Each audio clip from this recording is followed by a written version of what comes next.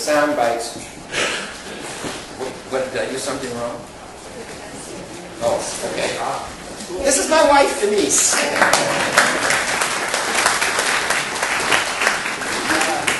And as you can see, she was brought here for a purpose. I get out of hand, she's right there with the camera to record every second of it. So let's get started. This chart here shows our national debt. And how many here think you're part of the baby boomer generation? Any of you? You feel like you're a baby boomer? If you're in your early 60s, 50s, you're a baby boomer. All right? This was the previous generation. As there's people older than baby boomers in the room, you can take credit for some stability in our world. Eisenhower era. Remember that? Those were good days, right? This right in here is where we get the Reagan coming in and the real shift in the Republican Party, which has been so profound in terms of the change in our culture. And debt started going up, and then we got lucky. The internet gave us a period of relative prosperity when it was... yes? Can you name the year on occasional locations? Yeah, we can't read the numbers at the bottom. Oh, okay. 1940, 1950, 60, 70, 80, 90, 2000, 2000. Oh my gosh. Very good. Yeah, 2000, oh my gosh. Right, 2014 estimate. Now, what's interesting politically is that, you know, we always blame the president for everything, but that's kind of silly. He's the figurehead, but it's Congress that makes all these decisions. And as you know, yesterday, a new poll came out in Congress. The favorability rating is 10% right now. And part of that is because all you see is negative ads, and so you Republicans in the room believe the Democrat negative ads, and the Democrats believe the Republican negative ads, and as a result, we all think Congress is falling apart, and basically it is. We'll talk about that. This was a period of Democratic control. The Democrats were the majority party forever in the Congress. There were only 2 congressional sessions from 1952 to 1995 that the House was controlled by the Republicans. House starts all spending. That's what the Constitution says. This is full control of spending. Democrats, Republicans, boom.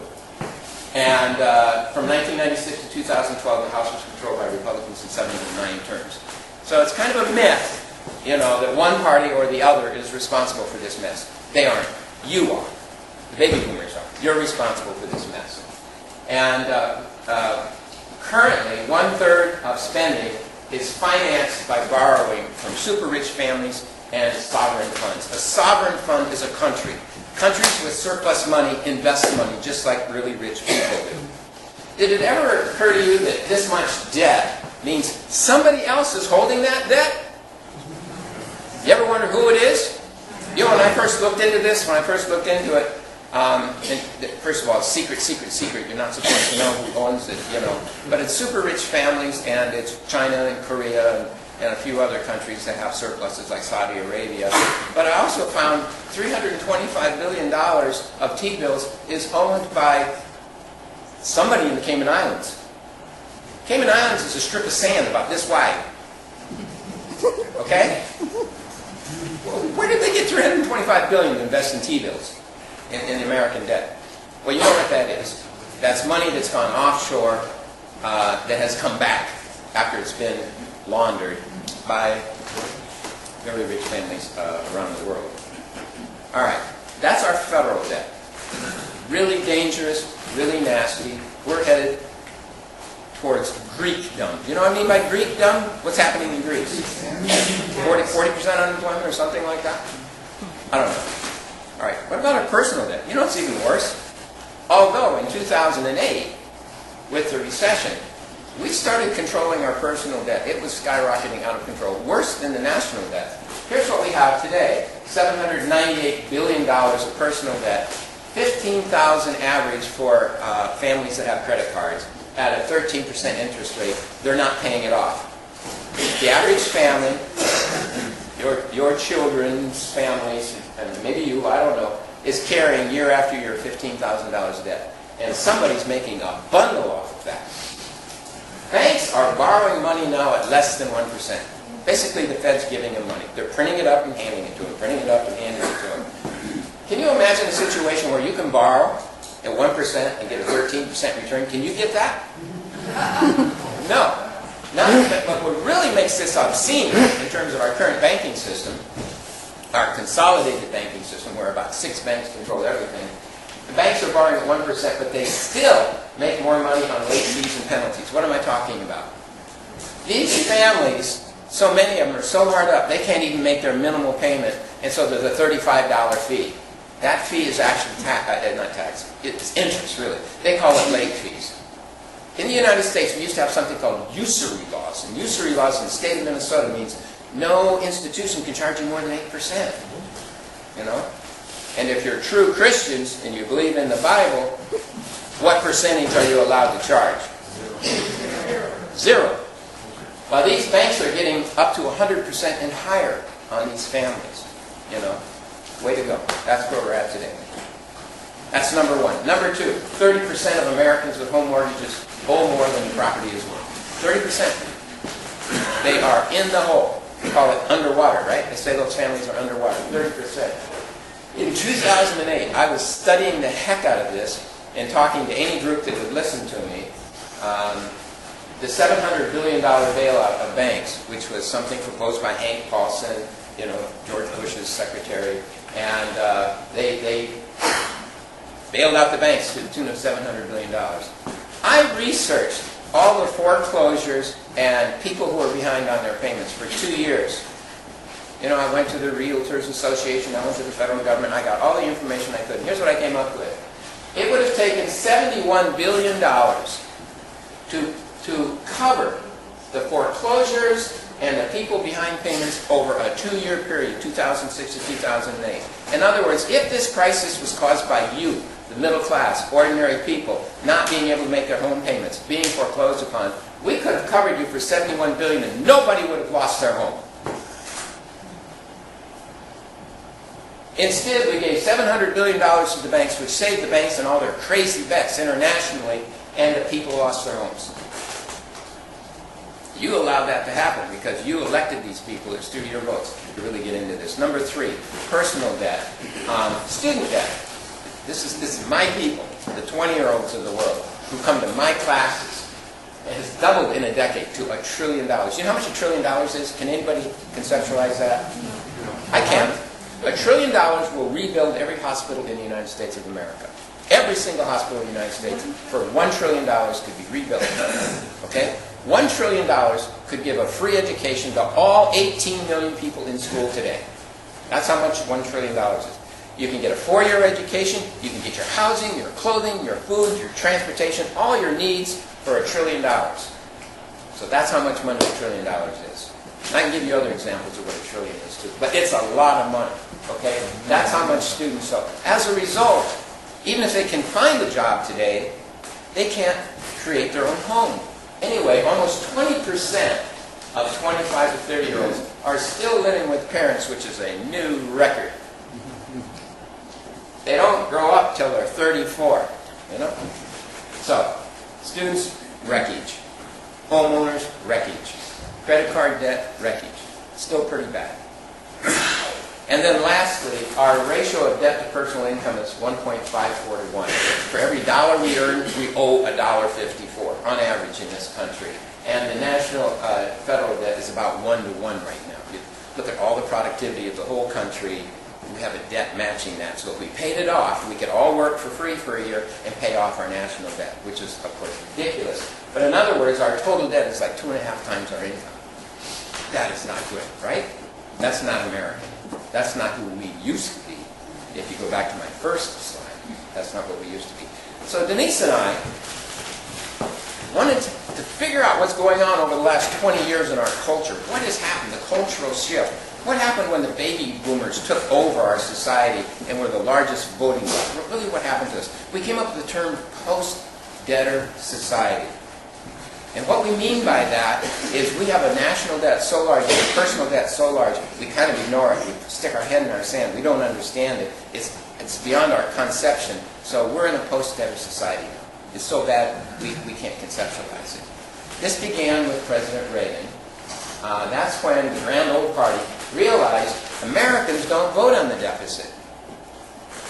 Most don't even know the difference between a deficit and a debt. The deficit is current spending. And currently, we're spending, 1/3 of our spending is not covered by taxes. 1/3 of our spending today is a tax on your children, your grandchildren, maybe your great-grandchildren, or maybe a tax on nobody if the whole country just collapses. You understand? You are paying 2/3 of what you get. That's crazy. That's where we're at today. You're only paying for 2/3. And what you've decided by the people you elect is that your children or grandchildren can pay the other third sometime down the road. They're kicking the can down the road. You understand? I told you I was going to insult everybody in the room. Here it comes. I'm insulting me. I'm a baby boomer, you know. And I vote, so I'm just as guilty as anybody else. But getting elected meant reducing taxes by borrowing the wealth of a future generation. This is a key point in the whole lecture right here. You were willing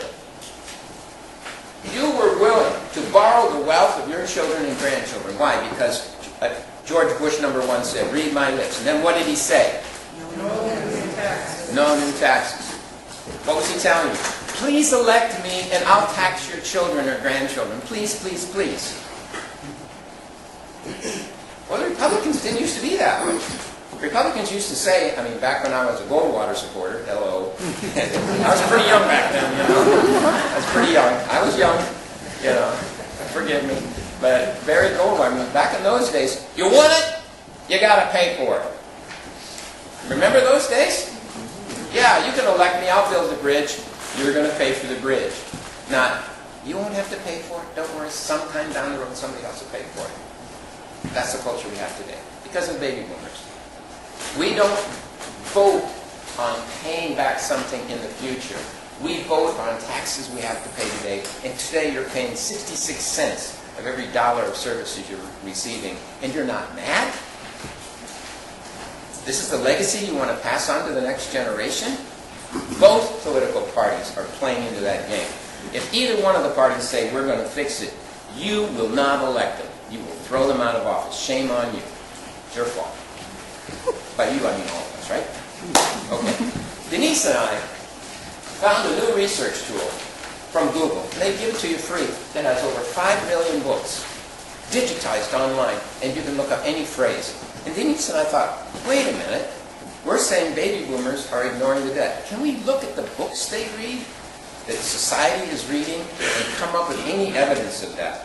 And so what we did is we took 3 expressions. Balance of payments. In other words, are we getting more goods from other countries than we're shipping out? And does this create a deficit in trade and the federal debt? We looked at those 3 phrases, and the number of books that are published that have those phrases. Is anybody publishing books about our problem? Is anybody reading about our problem? And as you can see, all 3 of them declined. And then we had the clever idea, take this and put it on that other chart, the very first one that I showed you. Look what happened, you guys. Baby boomers! That's pretty powerful, isn't it? This is country research from country people in a small university. Nobody's paying any attention to this, you know? But look what happened. Baby boomers don't care about the debt. It's growing astronomically. And, you know, they care this year, though, don't they? Both parties are talking about this year, and they're both offering you garbage so they can get elected. We have 2 garbage political parties in this country right now. They're not telling you what needs to be, what we need to be talking about. You know, Obama was secretly a Muslim, you know, and Romney won't share his taxes, you know. That doesn't matter. This isn't the problem. Now, is there any other evidence other than what Denise and I did? All right, let's talk about Gallup polls. Gallup polls ask the question, federal budget deficit, is that our biggest problem? That's in red. In black is what you read. In red is what you say. So we have pretty strong evidence that we're right. We really don't want to talk about it. We really don't want to think about it here because the solution is going to really hurt. Correlation of those 2 charts is 0.576, which, if you know anything about statistics, that's pretty strong correlation. What that's showing us is people don't want to talk about it, Gallup and NVEM, people don't want to read about it. So, what did we conclude? We conclude that this post-debtor society, we should trademark that name, just in case. Right, yeah. You know, when the whole country collapses. Make lots of money so we can pay taxes. Baby boomers do not want to recognize, study, or know the problems that rising debt are causing and going to cause. Now, this is a flashback to my old lecture series. This is 1997. And this little chunk here is the portion of America that's owned by the top 1% in 1997. How come I'm not showing you the current chart? If I showed you the current chart, it would be over 50%. But we really don't know. You know why? Because after the Wall Street Journal, are they a really liberal newspaper? The Wall Street Journal said in 2004, the wealthiest 1% in the U.S. control more than a third of the nation's wealth. The starkest such concentration of wealth among industrialized countries. Why is the Wall Street Journal concerned about that? They cater to wealthy people. They're saying you're grabbing too much. The masses might rise up. You know? They were concerned about it. Well, it's even worse today, but guess what? We don't have the statistics today. And the reason for that is the Bush administration passed a law making it illegal to track wealth. Very few people know that. They passed a law, which, by the way, the Democrats supported too. Why? Both parties are on the tape. How can they enforce that? Government agencies are not allowed to track wealth. The IRS, the Treasury Department, the Federal Reserve, they're not allowed to track wealth. Okay, you and I can. You do it, stick it up. You know, give me your money. No, it's really hard for you and I to do it without getting any government statistics to help us out. You know, it's a big job. So, my estimate is that it's over 50% of the wealth is the top 1%. Now, I don't believe the top 1% is a problem. I'll tell you that in a minute. But what about the top 400? The top 400 people, they're all billionaires, right? They're worth more than 150 million bucks. Half of the population of the United States is worth less. They go to work on time, they work all day, they put in their 40 hours a week, they go to church, they raise their kids, and 150 million of them have less than 400 at the top. Is that democracy? Is that really what a democracy is?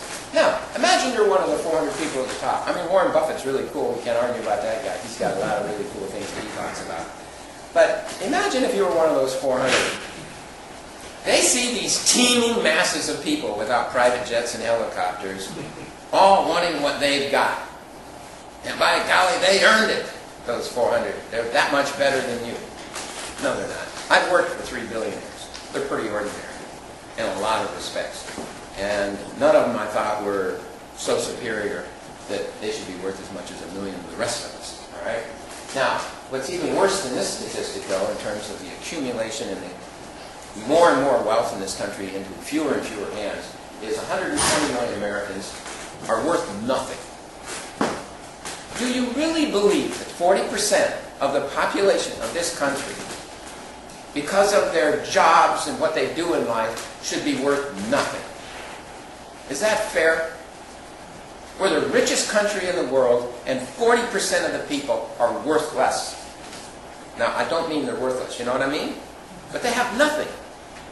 Nothing beyond their current income. If you shut them down tomorrow, paid off all their bills, they'd have nothing in their hands. 120 million Americans. You can't tell me they're all bums and tramps and on welfare and worthless people. You can't say that about 120 million people. And there's a good number of us in this room that are in that 40%. So somebody... Now, I started studying debt, going all the way back to Ross Perot. And then I realized the debt problem was caused by wealth. It's not so much a debt problem, it's a wealth problem. If you suck all the wealth out of a society and just give it to a few people, we're not buying things. We're not building bigger homes. We don't get new roads. So what happens is wealth accumulates into a smaller and smaller group of people. Society kind of goes downhill, and that's what we're seeing here. That's what we're seeing here. Ever hear this? I owe my soul to the country store? Can you sing a few? Tennessee Ernie Ford, right? I'm on 16 tons. What do you get? Another day over there. deeper in debt. That's enough. I don't want to get into the religious part, you know.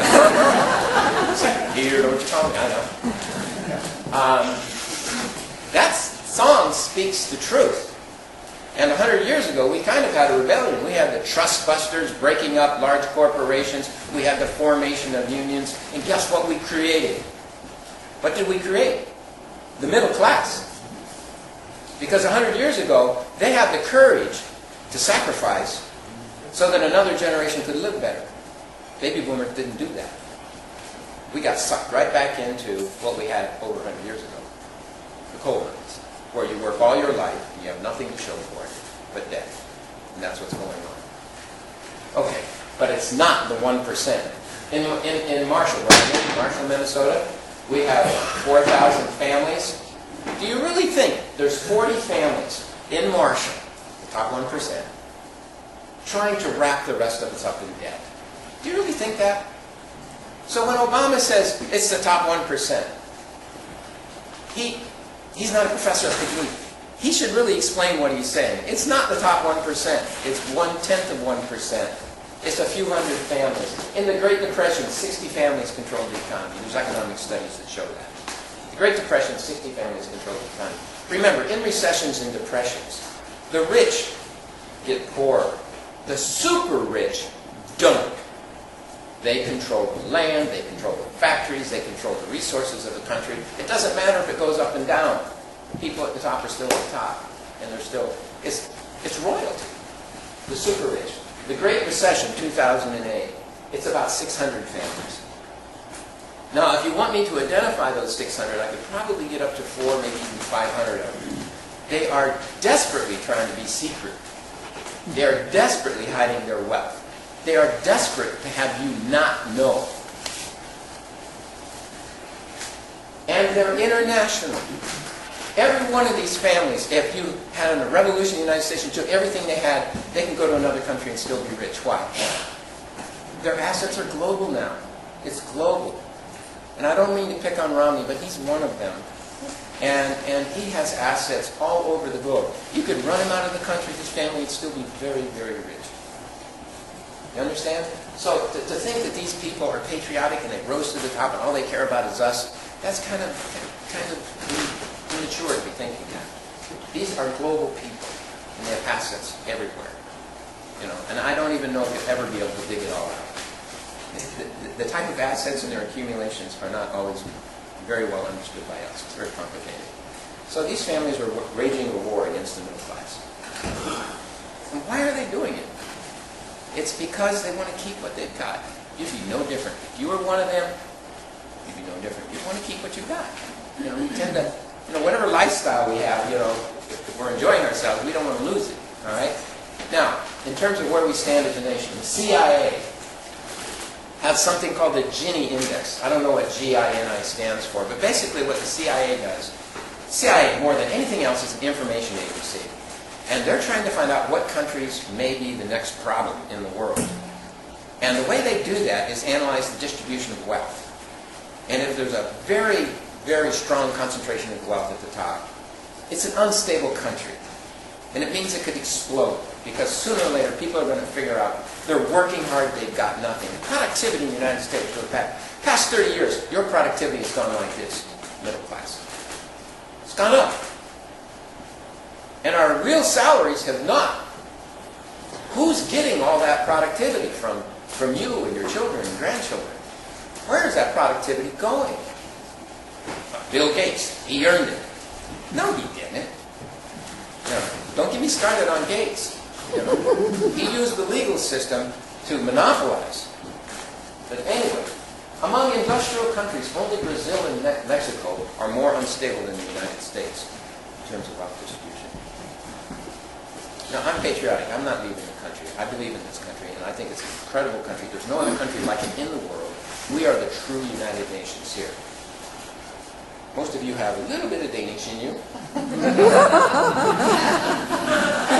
But every one of them, and I'm not talking about the food you just ate, but every one of you has a relative who's not a Dane. Raise your hand if you have a relative. If you have no relatives Other than Danes, raise your hand. One purebred in the whole place. He married his sister. I'm kidding. That's an Iowa joke, by the way. That's not a Minnesota joke. That's an Iowa joke. That's pretty cool. All right. But you understand what I'm saying? This is really a great country, but we have a serious problem here. We're being destabilized. The Tea Party is no accident. The Tea Party is a reaction, a frustration that we've changed, and we're losing what made us great. What made us great was that everybody had a shot. You know, that's what really made this country great. We fought a battle against 600 families controlling the society. We fought a battle. We fought a war against what? Royalty. And what is royalty? Great power and wealth passed down from generation to generation, just because you had a certain DNA code. And nobody here wants that. You know, we didn't want royalty. We got rid of it, but we currently have it. We have 600 families passing down great wealth from generation to generation. That's not the top 1% now. Most of the people in that top 1% are economic heroes. They're people who started businesses and really gave a lot of jobs to people. I'm a business professor. I support the 1%. So 600 families that are really messing us up. So wealth, and I'm not talking income, you know, the money you make every year. I'm talking about your accumulations. Wealth distribution is worse today than in the Great Depression. That's what the Wall Street Journal was afraid of in 1997, and that's what Ross Perot was looking out for in 1992. And you can go back to Dwight D. Eisenhower, and he was concerned about it. And it happened. It happened. The super rich are drawn to greater wealth and power, and you kind of wonder why they're doing it. Ultimately, it's like a moth being drawn to a flame, because what happened over 100 years ago? We broke up all those big companies. We formed unions, and we started fighting back, and we created a middle class, okay? Well, if they don't cut it out, it's about to happen again. And I really don't like,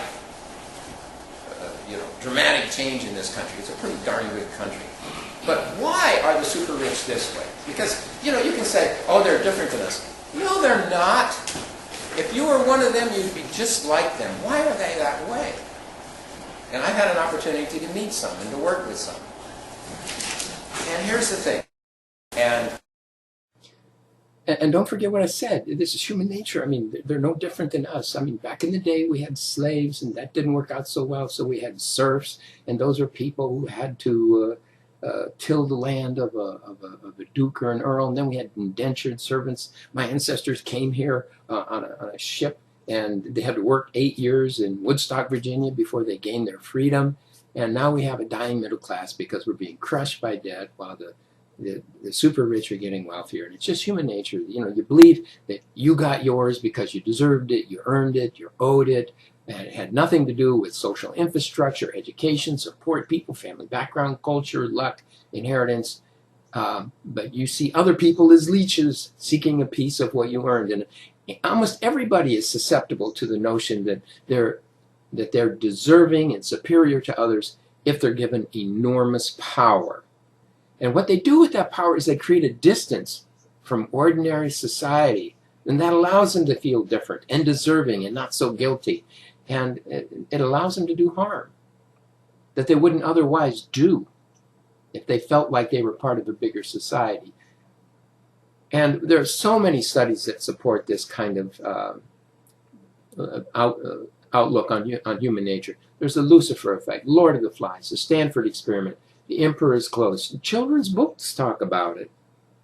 This all documents aspects of this notion that given enormous power, we behave in ways that are reprehensible sometimes. And there are so many quotes that you have about this. Power corrupts, absolute power corrupts absolutely. Concentrated power has always been the enemy of liberty. The potential for the disastrous rise of misplaced power exists and will persist. I'm quoting conservative presidents here, Reagan and Eisenhower. Eisenhower taxed the rich up to 90%. He did not want to have a very small number of super powerful people like we have today. The conclusion then is the baby boomers are the first credit card generation. We could have stuff before we deserved it, and this caused an explosion in debt. And who took advantage of it? About 600 very wealthy families who always had a surplus, willing to loan, they just didn't want to be taxed. They loaned to a government that didn't want to be taxed, and as a result, we have this situation of enormous debt. They then take a greater share of the nation's wealth, constantly greater and greater. You know, you talk about the cost of Social Security. What about the interest on the debt? Who's that going to? That is an endowment that's going to the super rich. That's crazy. And then 3, a nation is well served by having a conservative party and a liberal party. And usually you want a country to be optimistic about its future. And a liberal party is optimistic. They borrow money, they build a bridge, and then they use increased tax revenue to pay for the bridge. And so the growth rate with Democrats has typically been about 4.3%. And with Republicans, it's been about 2.6%. But we need that too. We need periods of cooling off. We can't always be go, go, go. So it worked pretty well until Reagan, when he figured out that, you know, people don't care about debt. Go for it. It'll get you elected. And this was the big shift in our culture. The baby boomers, the Reagan generation. The fixed draconian solutions, it's going to really hurt. We've just let it go on for so long.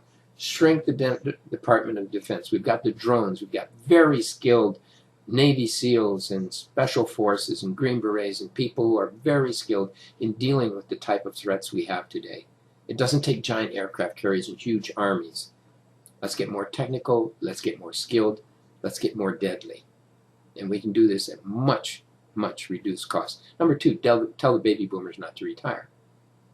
Social Security was never meant to be a 25-year vacation. That's not what it was designed to be. So baby boomers, don't retire until you're 70, 75, whatever.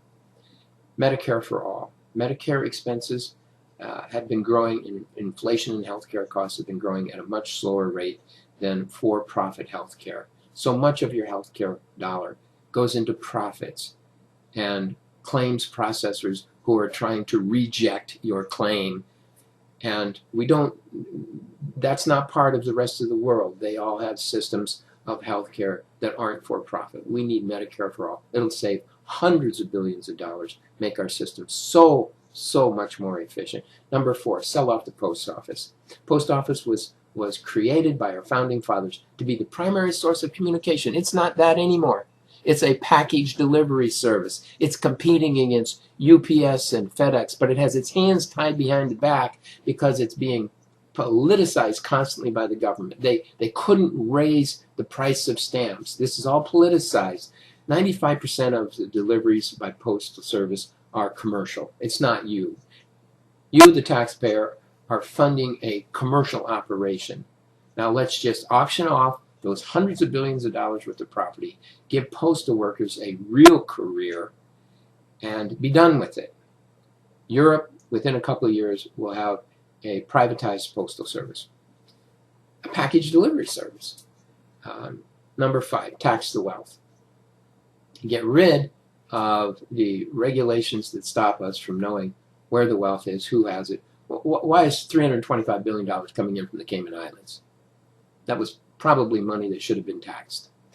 Number 6, break up the banks and the energy companies. The problem with having massive companies, it is the end game for capitalism. I am a capitalist. I believe in free enterprise. I believe in entrepreneurship. Capitalism works under the umbrella of government regulation. If somebody wins the game's over, and you have monopolies and plutocracies, and we're very close to that.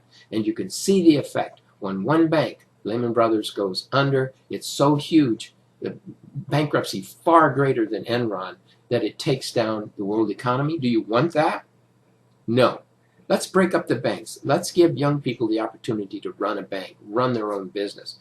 Break up the energy companies. We can't have a small group of companies putting the whole world economy at risk. We need trust busters. We had the guts to do it 100 years ago. We have to do it again, or we're going to have depressions that are unimaginable in the not-so-distant future. And this is going to create a lot of unemployed. The post office, the Medicare, the Department of Defense will have unemployed. We need to retrain people to have meaningful work, meaningful jobs. We need more skilled workers in healthcare. We need more skilled plumbers and carpenters. We need people to rebuild the infrastructure of this country, and it's going to take education dollars. This is a draconian solution, but that's where we're at. But it's not possible with our current government. The baby boomer generation is the first generation to not amend the Constitution. They think it came down from heaven and it's part of the Bible. I'm sorry, it's not. The Constitution was originally written by James Madison, did it over a summer. He was 33 years old at the time, and it was designed for change. Baby boomers are so afraid of changing the Constitution like a bolt of lightning so it'll come down from heaven. I'm sorry. We need amendments to the Constitution. Number one, we need to be able to legalize national referendums.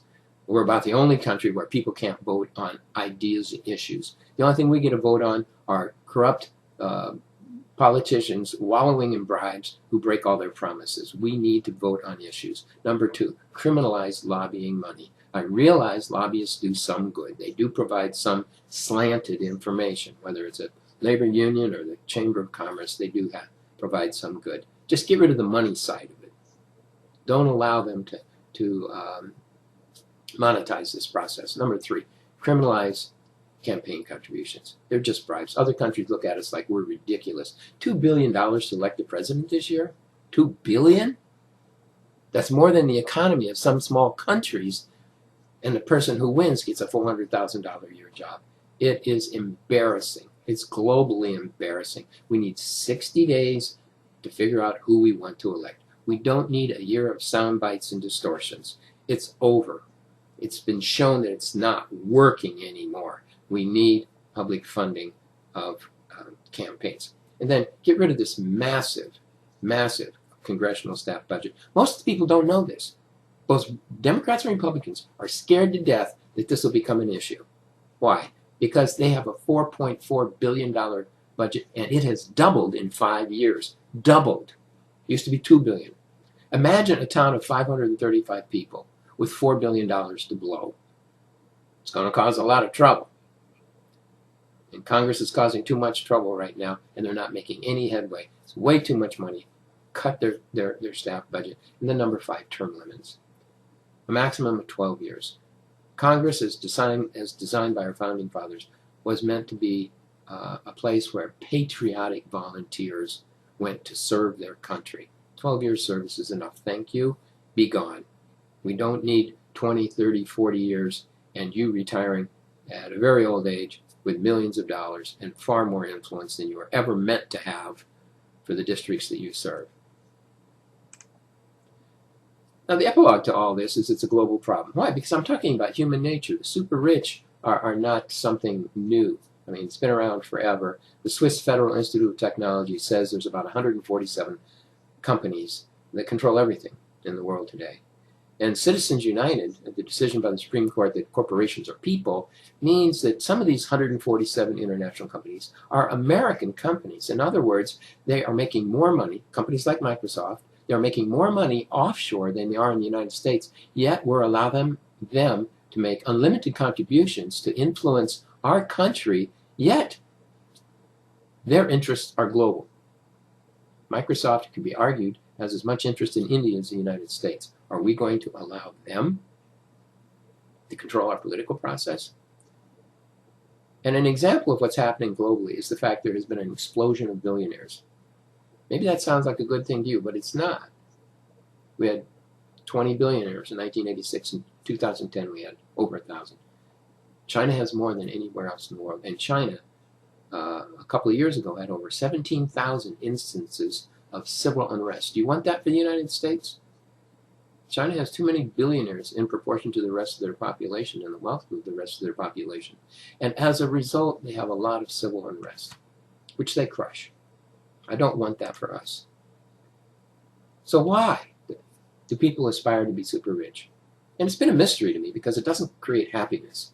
All the studies show that over $100,000, most families aren't made happier by having $200,000 or $200 million or $2 billion. So it's not happiness. I think it's immortality. I think people want to be super rich just so they can build huge structures and put their names on it.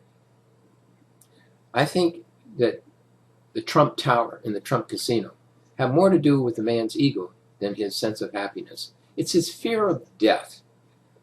At least now he's going to leave behind massive casinos and hotels and things like that. And I think we're all susceptible to that. But it's futile. Super rich wind up just like the rest of us. And this poem kind of summarizes. My name is Ozymandias, King of Kings. Look on my works, ye mighty, and despair. Nothing beside remains. Round the decay of that colossal wreck, boundless and bare, the lone and level sands stretch far away. It's futile. We don't need a class of super rich people. We don't need royalty. And it's time for a second American Revolution. Hope you enjoyed the video.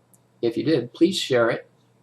I would like this to become part of our national debate. I really doubt if it's going to have any influence at all. But we can always hope, can't we? Have a nice